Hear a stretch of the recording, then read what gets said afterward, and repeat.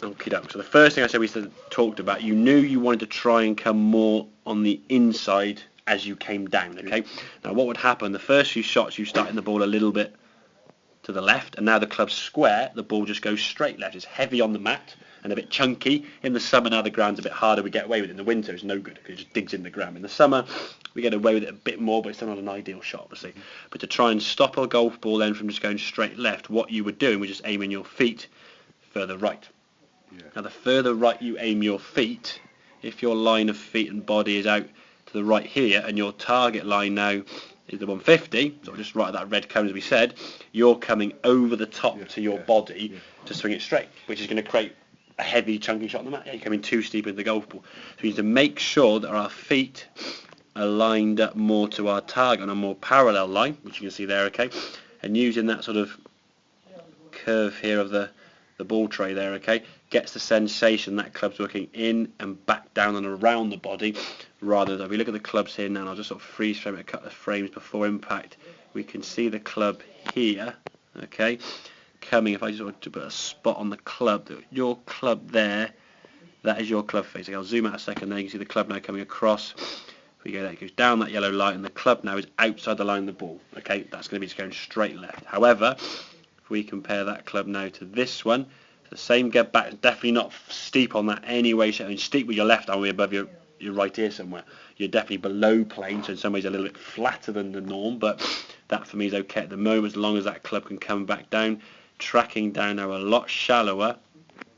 That club now, hopefully you will see, and you'll see a bit better in light on the computer, hopefully, is coming more from that line. It's a lot more on the inside path. You can just see your hands are nearer to your body, your right elbow's more tucked in, and underneath the club now is coming in from a lot shallower angle, thus resulting in this. You can just see this swing now is coming in from more in and around, so you're tracking around that ball tray, as we said, swinging more around this way rather than just going straight to the left. But again, don't try to change your path by moving your feet. If you move your feet to aim right to stop the compensation of pull left, you just get steeper and steeper and steeper. We've been doing that for 7 years. This is why I come to see you. Exactly, yeah, exactly. So if we can avoid that, for me, I'd like to in some way see you aiming a little bit what feels to you probably left of target. You never will get left of target, but it'll feel left to you to start with, because at the moment straight to you feels over there. Yeah. So the more left we can, and the thing is, the biggest cure for slicing I think I've ever heard that unfortunately is wrong is bring your right foot back. It will cause you to draw it. You heard it myself. I've heard it myself. Yeah, and I think it doesn't. No one's ever drawn the ball in the backswing, number one, and no one's ever drawn the ball with their right foot.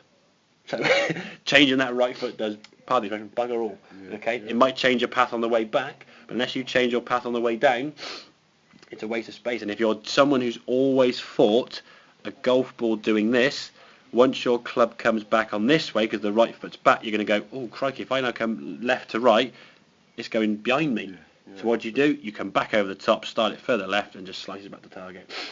Okay, so for me, it's getting your body more neutral and feeling more of an in to square to in path rather than trying to whip it in here and think, oh bugger, that's going way too far right, and then back over the top to come slice that way.